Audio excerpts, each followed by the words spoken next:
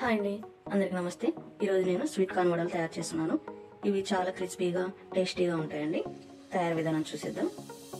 ముందుగా మిక్సీ జార్లో 2 పచ్చిమిర్చి ఈ విధంగా ముక్కలు కట్ చేసి వేసుకోవాలి. ఒక చిన్న అల్లం ముక్క ఇలా ముక్కలుగా కట్ చేసి వేసుకోవాలి. స్వీట్ కార్న్ యాడ్ చేసుకోవాలి. మెత్తగా గ్రైండ్ చేసి పెట్టుకోవాలండి. ఈ విధంగా గ్రైండ్ చేసి పెట్టుకుంటే సరిపోతుందండి. కొంచెం కచ్చా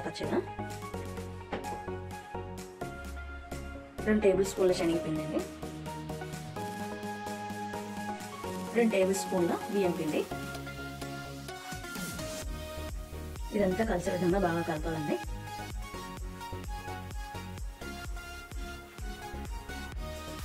ఈ విధంగా లూజ్ ఉండి సరిపోలేదంటే కనుక టెక్స్చర్ ఇంకా కొద్దిగా శనగపిండి బియ్యం పిండిని యాడ్ చేసుకోవాలి.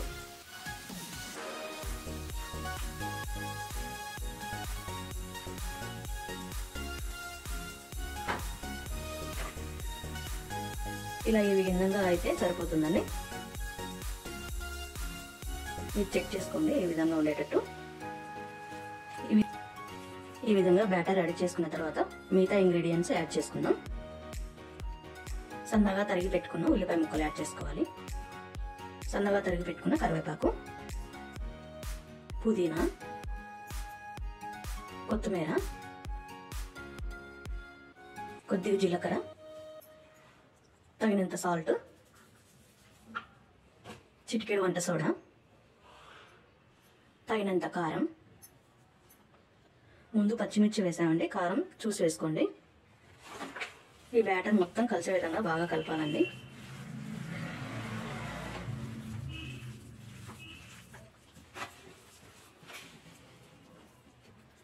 వడలు వేసుకుందామండి. ఇంకా రెడీ అయిపోయింది పిండి. ఆయిల్ హీట్ అయిందండి, వడలు వేసుకుందాం.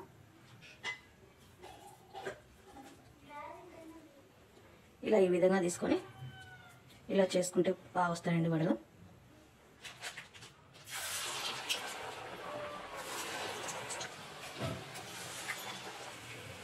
ఇలా అన్ని వడలు ఈ విధంగా వేసుకొని స్లో ఫ్లేమ్లో కాల్చుకుంటే లోపల బాగా కుక్ అవుతాయండి.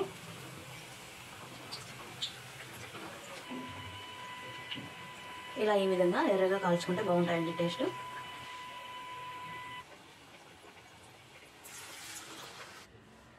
స్వీట్ కార్న్ వడలు రెడీ అయిపోయినాయండి.